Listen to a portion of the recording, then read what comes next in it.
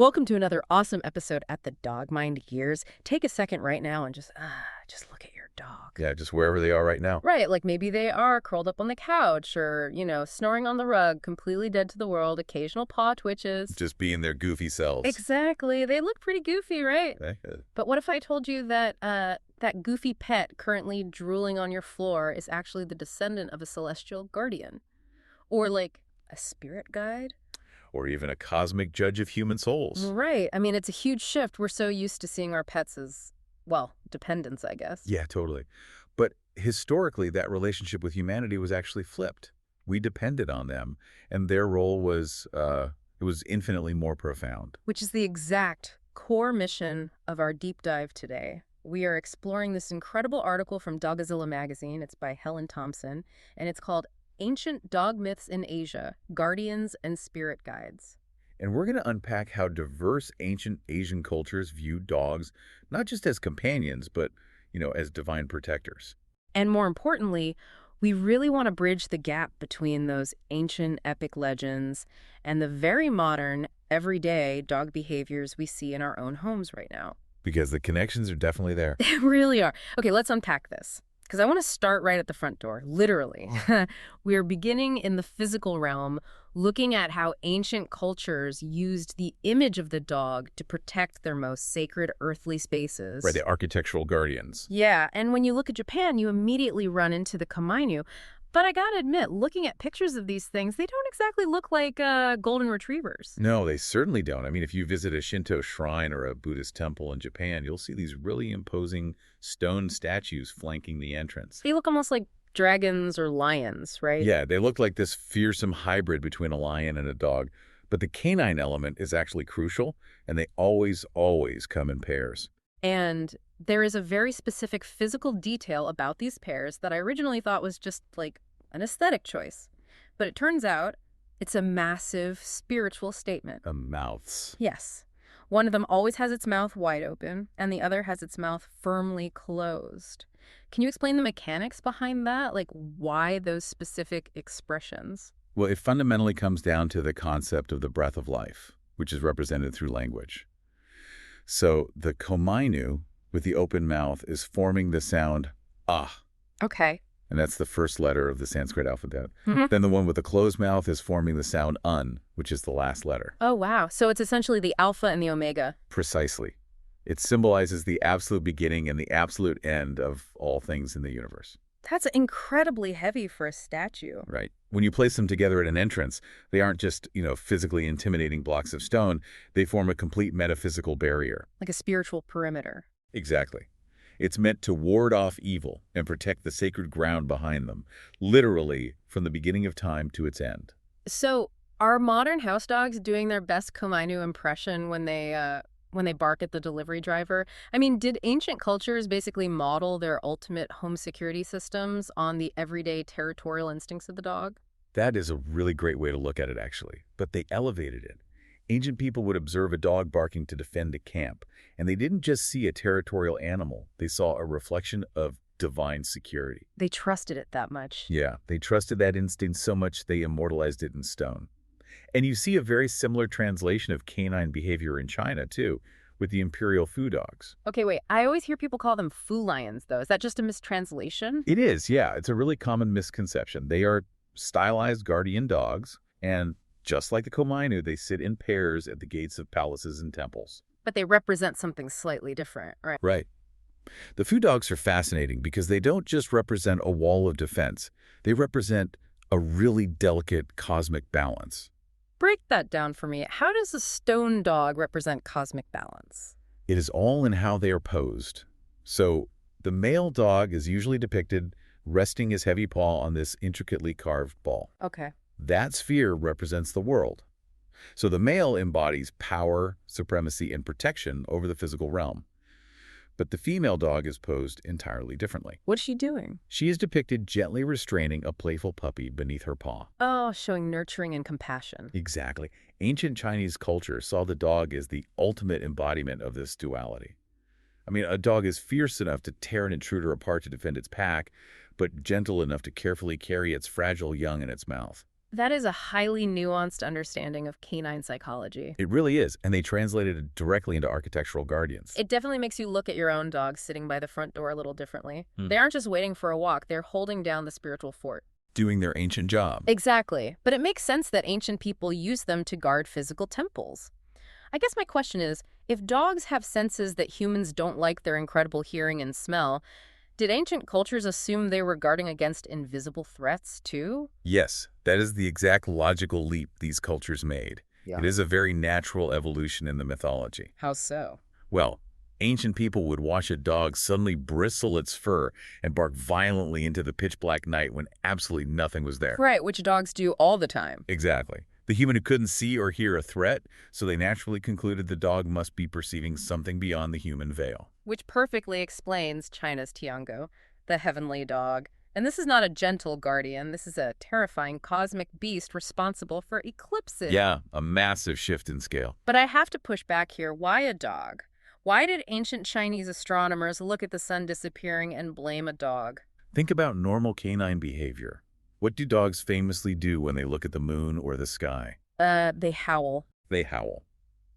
To an ancient person trying to make sense of the terrifying phenomenon of a solar or lunar eclipse, the idea of a massive celestial dog trying to consume the celestial bodies made a strange kind of logical sense. Because the sky is acting weird and dogs yell at the sky. Exactly. The sky is behaving erratically, and dogs are the animals most famously known for vocalizing at the heavens. The human reaction to this myth is my favorite part, by the way. During an eclipse, people wouldn't just hide. They would run outside, bang pots and pans together, shoot firecrackers, and just make as much chaotic noise as possible. To scare the Tiango away. Yeah, literally to save the sun from being eaten. So when my dog is barking at the vacuum cleaner, in their mind, they might be fighting off an eclipse-level threat like the Tiangu. What's fascinating here is that you're hitting on the exact psychological bridge between us and ancient cultures. They use dogs to explain the unexplainable. It's a way to process fear. Yeah. And this idea of the dog interacting with the invisible world is everywhere in Southeast Asia. Like the research brings up the Ngoại Rua in Vietnam, which are these shape-shifting dog-like protectors of temples, and the Dayak people of Borneo. The Dayak beliefs are incredible. They really are, because they didn't just see dogs as, like, invisible monster hunters. They saw them as barometers for the spirit world. Yes. The Dayak people treated canine body language as a literal spiritual text. Give me an example of that. Well, if a dog whined in a very specific high-pitched register, or if it howled repeatedly while staring at a particular house in the village, that was not ignored as random animal noise. It meant something specific. It was interpreted as a direct omen.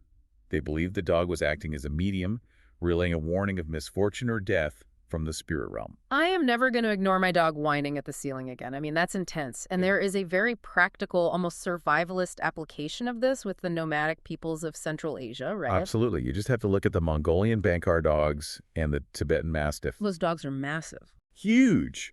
And the Tibetan Mastiff is historically known as the Dokuyi, which actually translates to tied dog. Because they were tied up. Yeah, they were kept chained outside nomadic tents during the day and then let loose at night. And these are intimidating animals designed to fight off, like snow leopards. But the nomads believed their night shift duties were supernatural too? They did, because when you are a nomad living on the vast, completely dark steppe, the night is terrifying. And it's just endless black. Right. So when these giant mastiffs barked out into the seemingly empty darkness, the nomads didn't just think, oh, they hear a rabbit. They thought it was something worse. They believed the dogs were actively sensing and driving away invisible, malevolent spirits that were trying to enter the camp. Their highly tuned senses were undeniable proof of their connection to the unseen realm. Which brings us to a massive pivot in the lore, because if they can sense the unseen and they are trusted to protect us from invisible threats in life, it makes perfect sense that we would want them with us when we enter the unseen. Yes, the final journey. Exactly. They were given the ultimate supernatural task guiding human souls into the afterlife. The role of the psychopomp, guide of souls, is a universal archetype in global mythology.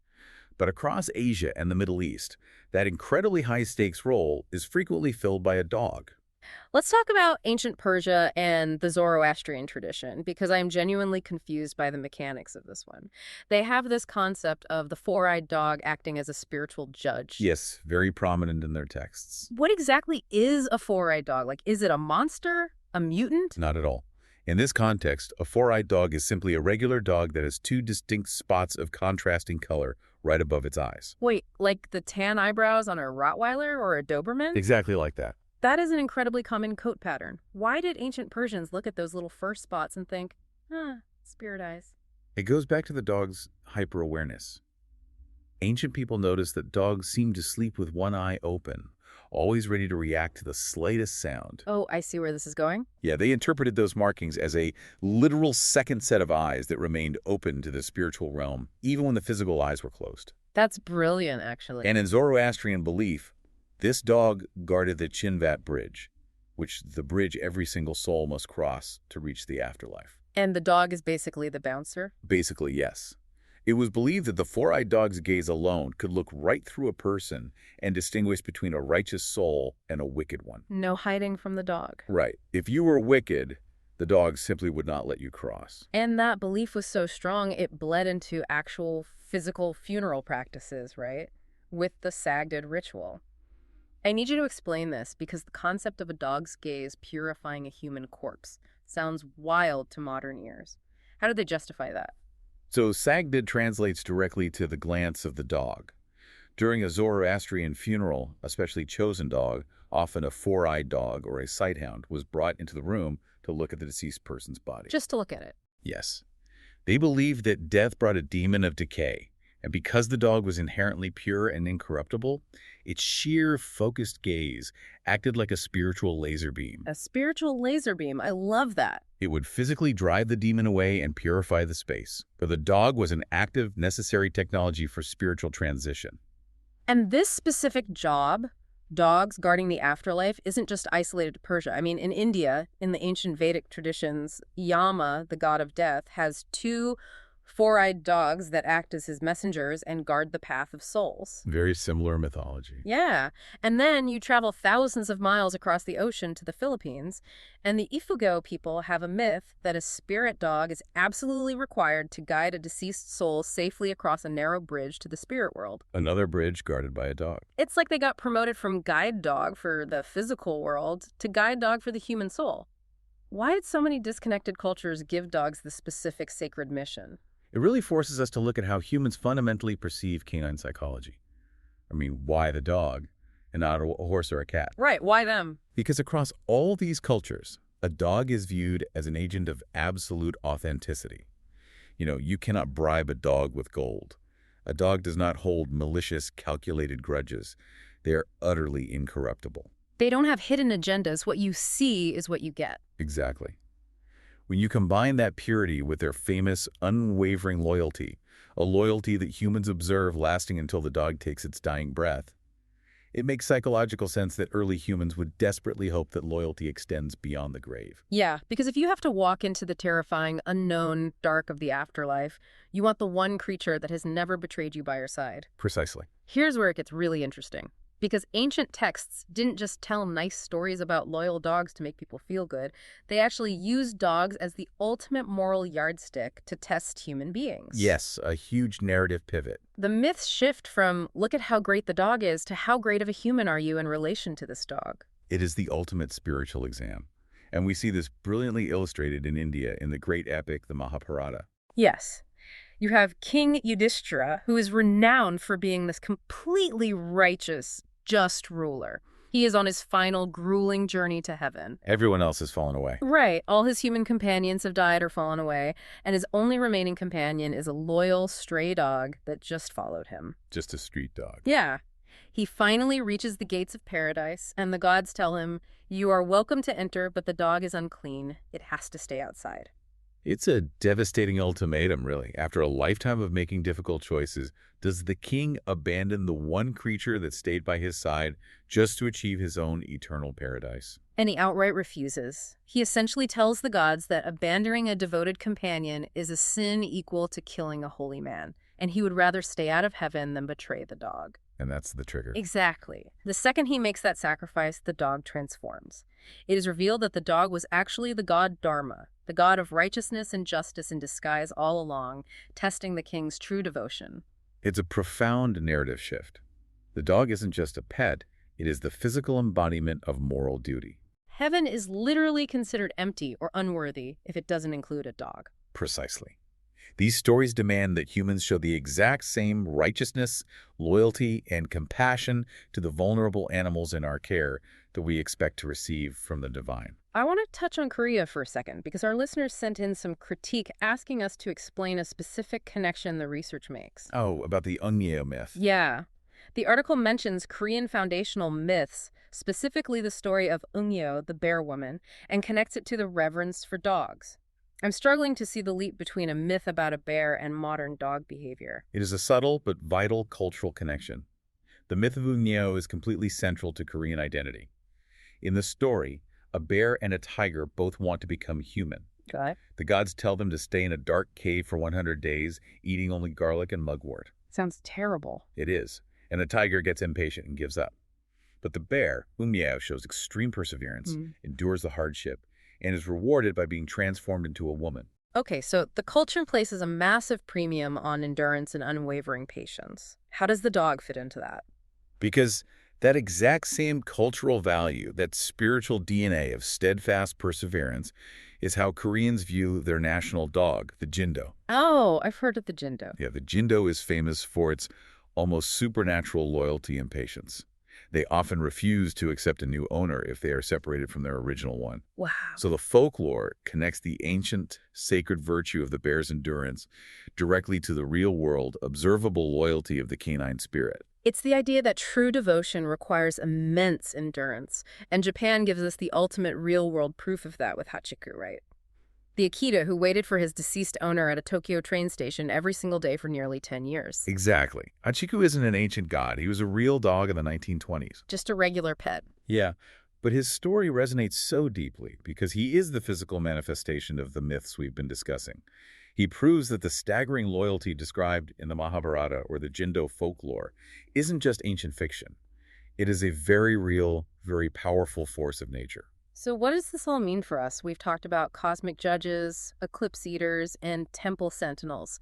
How do we take these epic ancient concepts and apply them to the dog that is currently chewing on a slipper in our living room? It is really about honoring the unbroken historical bond between our species. And we don't have to invent ways to do this. We can look at cultures that still actively practice these ancient traditions today. Like in Nepal. Yes, a perfect example is Kukur Tihar in Nepal. I love this festival so much. It's a part of the larger Hindu festival of Tihar, but one entire day is dedicated exclusively to honoring dogs. And not just purebred pets either. They honor stray dogs, police dogs, working dogs, every canine. They are actively recognized as the guardians and messengers of Yama that the ancient Vedic texts described. People give them absolute feasts. They drape beautiful flower garlands around their necks, and they place a red tikka paste on their foreheads as a mark of sacredness and blessing. It is literally a national day of acknowledging the divine in the dog. It's so beautiful. And Japan has a quieter but equally beautiful everyday tradition with the Inu Hariko. Oh, the little paper dogs. Yeah, these are small papier-mâché toy dogs. Yeah. Historically, they were gifted to pregnant women or placed near a baby's bed. The research says this was because dogs were thought to give birth easily and naturally, right? That was the physical reasoning, yes. But spiritually, the Inu Hariko symbolized the dog's legendary ability to absorb negative energy. Like a sponge for bad vibes. Exactly.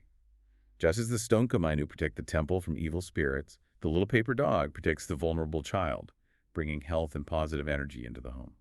I think that's a beautiful challenge for you, the listener. You know, you don't need to book a flight to Nepal or throw a massive festival to celebrate Kukur Tihar in your own kitchen. No, not at all. Can we just take a moment today to give our dogs a metaphorical tika? When they perform their ancient instinctual duty of barking at the mail carrier to secure the perimeter, or when they just sit quietly with you when you're grieving or stressed, can we recognize the weight of that? That is the ultimate takeaway. Understanding these myths deepens our everyday connection. It really does. When you see the stubborn independence of a Shiba Inu, you are seeing an echo of ancient mountain spirits. When you hear the deep, chest-rattling bark of a mastiff. You were hearing the sound that guarded nomadic tribes from the terrors of the dark. We have to stop seeing them merely as accessories or conveniences. You are sharing your home with a creature that our ancestors believed was holy. I mean, the genetic memory of the temple guardian and the soul guide is still right there, humming beneath the nylon collar and the leash. It completely recontextualizes the animal sitting next to you. It really does. And I want to leave you with a final thought to mull over. Let's circle back to that Zoroastrian tradition of the four-eyed dog guarding the Chinvat Bridge, using its piercing gaze to judge the fundamental righteousness of a human soul. A very powerful image. So, the next time you are out on a walk and your dog inexplicably barks aggressively at a stranger, or, conversely, immediately buries their head into the lap of someone they have just met, ask yourself a question. Are they just being a dog? Right. Are they just being a goofy dog reacting to a weird smell? Or are they seeing something in that person's spirit that you simply don't have the eyes to see? It certainly makes you wonder who is really evaluating whom. It really does. Thanks for listening, The Dog Mind Gears, and if you want to continue exploring these topics, visit Dogazilla magazine at dogazilla.com.